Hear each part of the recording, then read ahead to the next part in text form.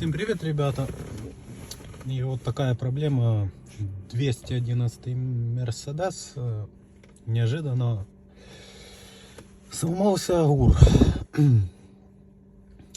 Именно что стало выдавливать масло из бачка ГУРа. Здесь бачок отдельно стоит, не вместе с ГУРом, как и есть модификации.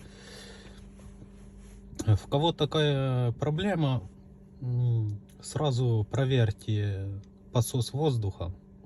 Может быть, это резиновая шлангочка, которая идет именно из бачка к самому ГУРу. Возможно, старые хомуты послабли, или может там резинка уже просто струхла. И еще, если есть возможность, или заедьте на СТО, пусть вам посмотрят вашу рулевую рейку, если она не стучит. Возможно, у вас сломалась рулевая рейка, начало стучать, там понятно, что там много клапанов всяких, и возможно проблема может быть в рулевой рейке. Ну а так как ГУР выдавливает масло, мне помогло замена ГУРа. Да, я проехал в порядка 50-60 километров, долил еще грамм, может, 200 масла, и все, руль стал как он должен быть: тугой, ну и в то же время легкий.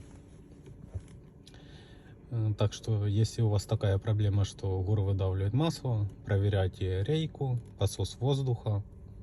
Возможно, у вас был подсос воздуха, масло выдавливало понемножку, и вы это уже заметили, когда ГУР начал густи.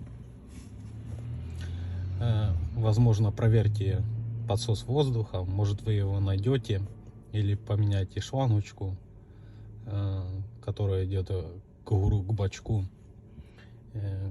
Замените масло или долейте, поездите немного, еще долейте, чтобы система прокачалась.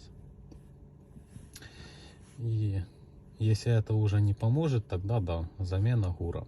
Замена ГУРа в среднем это $200, но если будете сами менять. Но если на СТО, ну, 200-250.